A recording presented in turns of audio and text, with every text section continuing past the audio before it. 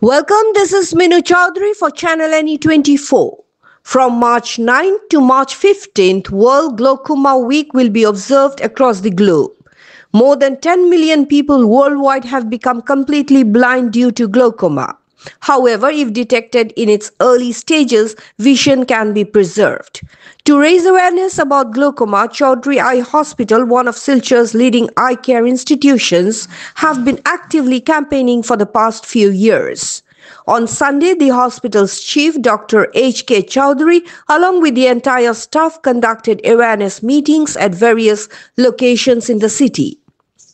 Carrying banners with slogans emphasizing the importance of regular eye checkups and eye care, they organized a rally from NIT Silchur to Barik Nagar. Dr. H.K. Chaudhary also spoke to the media about the causes of glaucoma and its possible treatment. For more news and updates, subscribe our channel NE24, YouTube, and support us by following our Facebook page. Chowdhury I হসপিটালের তরফ থেকে মানুষকে সচেতন করতে আমরা আজকে এই পথ চলায় শুরু করেছি। প্রতি বছরের ন্যায় বিশ্ব গ্লোকোমা সপ্তাহ উপলক্ষে এই বছর 9 মার্চ থেকে 15 মার্চ অবধি বিশ্ব গ্লোকোমা সপ্তাহ। আপনারা সবাই জানেন গ্লোকোমা চোখের একটি রোগ।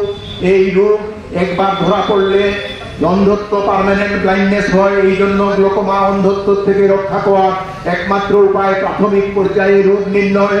আমাদের উদ্দেশ্য হচ্ছে মানুষকে সচেতন করা। আসুন সবাই মিলে গ্লোকোমা মুক্ত সমাজ গড়ে তুলি। সারা বিশ্ব জুড়ে আজকের দিনে এই গ্লোকোমা সপ্তাহ শুরু হচ্ছে। বিশ্ব গ্লোকোমা সপ্তাহ উপলক্ষে আমাদের আজকের এই পথ চলা। আমাদের উদ্দেশ্য একটাই, মানুষকে সচেতন করা যে গ্লোকোমা একটা রোগ, 40 ঊর্ধ্ব যে কেউ এই রোগে আক্রান্ত হতে পারেন। 40 ঊর্ধ্ব যে কেউ এই রোগে আক্রান্ত হতে পারেন।